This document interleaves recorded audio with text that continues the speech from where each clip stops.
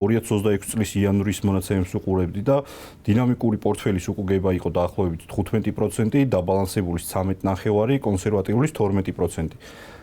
მიუხედავად ამ უკუგებისა, მხოლოდ 100 მილიონამდე არის პორტფელი დინამიკურ და დაბალანსებულში ჯამში. დანარჩენი არის კონსერვატიულში 8 მილიარდიდან. რა არის ის არგუმენტები, რაც შეგვიძლია მათ შორის აქაც გამოვიყენოთ ეს საშუალება და ვთქვათ, რა არის არგუმენტები, რატომაც მოსახლეობამ, მონაწილეებმა უფრო მეტად შეიძლება აირჩიონ დაბალანსებული და დინამიური პორტფელი. თავარი ბენეფიტი მე რასაც ვიტყოდი აი ამ სამ პორტფელს შორის და როგორ უნდა გააკეთო არჩევანი და ჩვენ როგორ ვუყურებთ ამას არის საინვესტიციო ჰორიზონტი. ზოგადად ინვესტირებაში ყველაზე მნიშვნელოვანი ფაქტორი არის რამდენი ხნით აპირებ ფულის დაბანდებას. თუ შენი საინვესტიციო ჰორიზონტი არის 2 წელი, შესაბამისად აქ უნდა ერიდო მაღალი რისკიან აქტივებს, სადაც მეტი ვოლატილობა არის, სადაც შეიძლება რაღაც ფინანსური კრიზისი მოხდეს და მნიშვნელოვანი რყევები იყოს.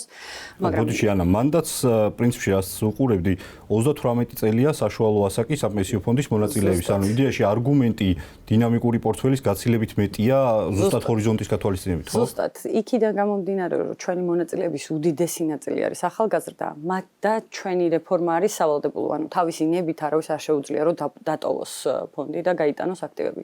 შესაბამისად, ეს ავტომატურად ხალხს აძლევს საკმაოდ დიდ საინვესტიციო ჰორიზონტს, დაახლოებით 20 წელს.